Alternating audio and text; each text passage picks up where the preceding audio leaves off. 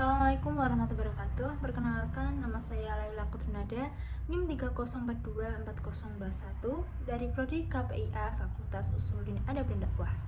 Tujuan saya membuat video ini adalah untuk memenuhi tugas individu mata kuliah filsafat umum yang diampu oleh Bapak dosen Syamsul Huda.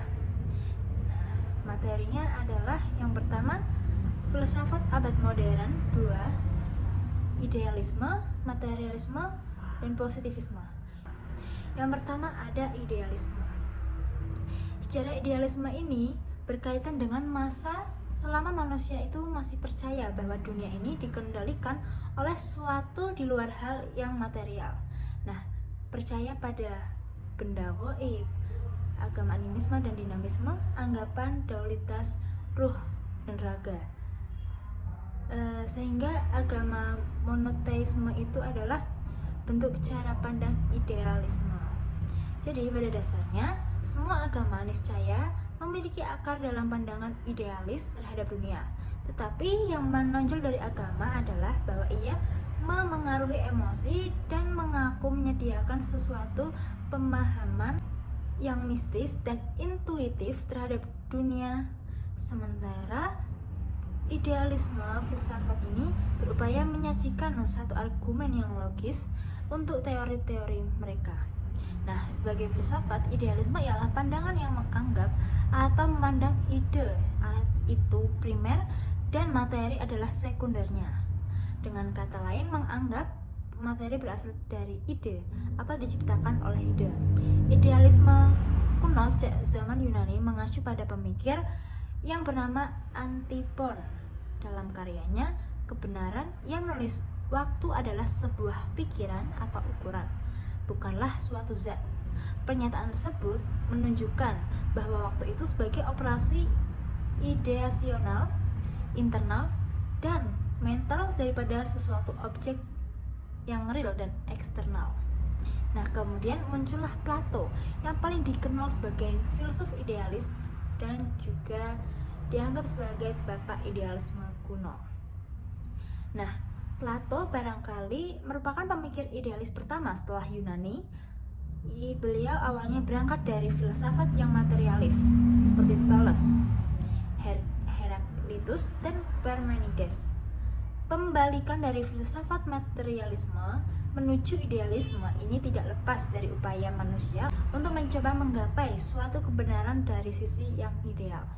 Nah, sebagai filsuf idealis, Plato misalnya yang percaya bahwa benda yang kita amati itu hanya dapat dipandang hanya sebagai bayangan dari kenyataan alam-alam benda, di mana benda itu adalah dalam bentuk yang lebih murni.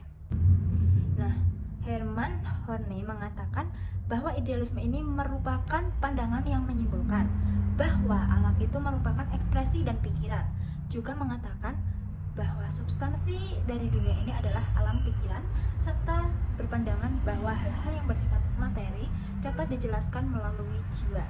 Kemudian ada tokoh-tokoh idealisme. Yang pertama itu ada J.G. Fichte. Menurutnya ini adalah filsafat haruslah didedukasi dari satu prinsip. Ini sudah mencakupi untuk memenuhi tuntutan pemikiran moral, bahkan seluruh kebutuhan manusia. Prinsip yang dimaksud ada di dalam etika. Menurut dasar kepribadian adalah kemauan, bukan kemauan irasional. Kemudian yang kedua ada F.W.J. Schelling. Dalam pandangannya, realitas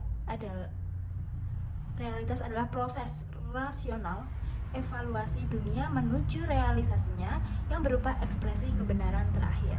Yang ketiga ada G.W.F. Hegel. Menurutnya unsur idealisme dari ideologi yaitu lukisan tentang kemampuan atau ide atau gagasan untuk memberikan harapan kepada berbagai kelompok atau golongan yang ada dalam masyarakat untuk mempunyai kehidupan yang bersama secara lebih baik dan untuk membangun masa depan yang lebih cerah.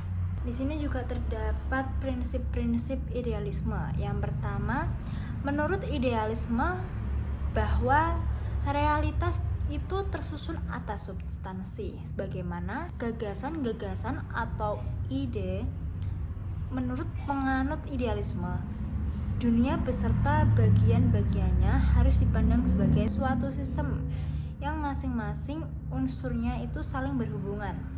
Dunia itu adalah suatu totalitas, suatu kesatuan yang bersifat logis dan spiritual.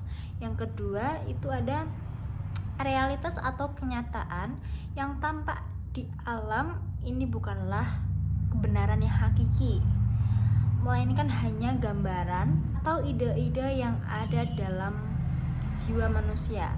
Kemudian yang ketiga itu idealisme berpendapat bahwa manusia itu menganggap roh atau sukma itu lebih berharga dan lebih tinggi daripada materi bagi kehidupan manusia. Roh pada dasarnya dianggap sebagai suatu hakikat yang sebenarnya, sehingga benda atau materi itu disebut sebagai penjelmaan dari roh atau sukma. Demikian pula terhadap alam adalah ekspresi dari jiwa. Yang keempat itu adalah idealisme berorientasi kepada ide-ide yang berpusat pada Tuhan, kepada jiwa, spiritualitas, hal-hal yang ideal, dan kepada norma-norma yang mengandung kebenaran mutlak. Oleh karena itu, nilai-nilai idealisme bercorak spiritual. Maka, kebanyakan kaum idealisme itu mempercayai adanya Tuhan sebagai ide yang tertinggi atau prima causa dari kejadian alam semesta ini. Pada intinya, idealisme itu adalah aliran yang mengajarkan bahwa hakikat dunia fisik hanya dapat dipahami dalam kaitannya dengan jiwa dan roh, atau bisa juga dipahami bahwa idealisme itu memandang bahwa realitas akhir adalah roh, bukan materi dan juga bukan fisik. Parmenides adalah seorang filsuf dari Athena, Yunani purba, pernah berkata, apa yang tidak dapat dipikirkan adalah tidak nyata. Kemudian yang kedua itu ada materialisme. Dalam buku Filsafat Agama yang ditulis oleh Deddy Supriyadi MAG dan Dr. Andes Mustafa Hasan MAG. Di sini diterangkan bahwa pada abad pertama Masehi, paham materialisme itu tidak mendapat tanggapan serius. Bahkan pada abad pertengahan, orang menganggap asing terhadap paham materialisme ini. Pada zaman Aufklärung atau pencerahan, materialisme ini mendapat tanggapan dan penganut di Eropa Barat. Kemudian pada abad ke-19 pertengahan, aliran materialisme ini tumbuh subur di Barat. Nah, faktor yang menyebabkan adalah bahwa materialisme mempunyai harapan-harapan yang besar atas hasil-hasil ilmu pengetahuan alam. Selain itu, bab materialisme tidak memerlukan dalil yang muluk-muluk dan abstrak. Juga teorinya itu jelas berpegang kepada kenyataan yang jelas dan mudah dimengerti. Nah, kemajuan aliran ini mendapat pertentangan yang keras dan hebat dari seluruh kaum agama. Hal ini disebabkan paham materialisme pada abad ke-19 tidak mengakui adanya Tuhan atau ateis. Pada masa itu, kritik pun muncul di kalangan ulama-ulama barat yang menentang materialisme. Di sini disebutkan bahwa kritiknya itu seperti ini. Yang pertama, materialisme menyatakan bahwa alam wujud ini terjadi dengan sendirinya dari chaos, kacau balau. Menurut Hegel, kacau balau yang mengatur bukan lagi kacau balau namanya. Yang kedua, materialisme menerangkan bahwa segala peristiwa diatur oleh hukum alam. Pada hakikatnya, hukum alam adalah perbuatan rohani juga. Yang ketiga itu materialisme mendasarkan segala kejadian dunia dan kehidupan pada asal benda. Padahal dalil itu menunjukkan adanya sumber dari luar alam, yaitu Tuhan. Yang keempat, materialisme tidak sanggup menerangkan suatu kejadian rohani yang paling mendasar. Nah, Nah, itu kritik-kritik yang disampaikan. Ada juga tokoh-tokoh aliran materialisme, ada Anaximenes, Thales, Demokritos, Thomas Hobbes, Lamettrie, Feuerbach, Spencer, Karl Marx. Di antara tokoh tersebut, Karl Marx menjadi tokoh sentral aliran materialisme dan memberikan pengaruh besar dalam aliran ini.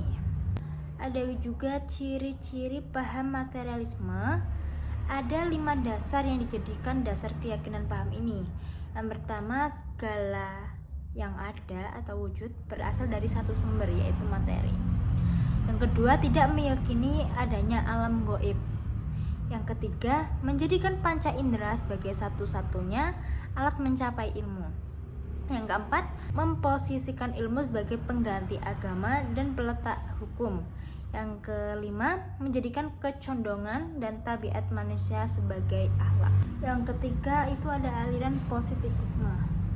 Dalam buku Sari Sejarah Filsafat Barat II, penulisnya adalah Dr. Andes Harun Hadiwijono. Di sini mengatakan bahwa pada abad ke-19 itu timbullah filsafat yang disebut positivisme, yang diturunkan dari kata positif. Filsafat ini berpangkal dari apa yang telah diketahui, yang faktual dan yang positif. Segala uraian dan persoalan yang di luar apa yang ada sebagai fakta atau kenyataan dikesampingkan. Oleh karena itu, metafisika ditolak. Apa yang kita ketahui secara positif adalah segala tampak, segala gejala. Demikianlah positivisme itu membatasi filsafat dan ilmu pengetahuan kepada bidang gejala-gejala saja. Apa yang dapat kita lakukan ialah segala fakta yang menyajikan diri kita sebagai penampakan atau gejala. Filsafat positivisme itu diantarkan oleh Auguste Comte yang dilahirkan di Montpellier pada tahun 1798 dari keluarga pegawai negeri yang beragama Katolik. Karyanya yang pokok itu yang sistematis adalah Cours de Philosophie Positive atau kursus tentang filsafat positif. Nah, menurut Comte ini perkembangan pemikiran manusia itu berlangsung dalam 3 tahap atau 3 zaman. Yang pertama ada zaman teologis, zaman metafisis, dan zaman ilmiah atau zaman positif. Yang pertama ada zaman teologis, bahwa orang itu mengarahkan rohnya kepada hakikat batiniah, segala sesuatu kepada sebab pertama dan tujuan terakhir. Jadi orang masih percaya kepada kemungkinan adanya pengetahuan dan pengenalan yang mutlak. Yang kedua itu ada zaman metafisika. Nah, sebenarnya hanya mewujudkan suatu perubahan saja dari zaman teologis, sebab kekuatan-kekuatan yang adikodrati atau dewa-dewa hanya diganti dengan kekuatan-kekuatan yang abstrak dengan pengertian-pengertian yang kemudian dipersatukan dalam sesuatu yang bersifat umum yang disebut alam dan yang dipandang sebagai asal segala penampakan atau gejala khusus. Yang ketiga itu ada zaman positif, adalah zaman ketika orang tahu bahwa tiada gunanya untuk berusaha mencapai pengenalan atau pengetahuan yang mutlak bagi pengenalan teologis maupun pengenalan metafisis. Sekarang orang berusaha menemukan hukum-hukum kesamaan dan urutan yang terdapat pada fakta-fakta yang telah dikenal atau yang disajikan kepadanya. Tujuan tertinggi dari zaman ini akan tercapai bila mana segala gejala telah dapat disusun dan diatur, bahwa satu fakta yang umum saja, umpamanya itu gaya berat. Seperti yang telah dikemukakan di atas, hukum dalam 3 zaman itu bukan berlaku bagi perkembangan rohani, tetapi juga berlaku bagi setiap individu. Umpamanya sebagai anak-anak orang adalah seorang teolog, sebagai pemuda ia menjadi seorang metafisikus, dan sebagai orang dewasa ia adalah seorang fisikus. Di samping itu, hukum dalam 3 zaman juga berlaku di bidang ilmu pengetahuan. Segala pengetahuan semula dikuasai oleh pengertian-pengertian teologis. Sesudah itu dikerukan oleh pemikiran metafisis dan akhirnya tiba di zaman hukum-hukum yang positif yang cerah. Cukup sekian dari saya, hanya itu yang bisa saya sampaikan. Mohon maaf dan terima kasih. Wassalamualaikum warahmatullahi wabarakatuh.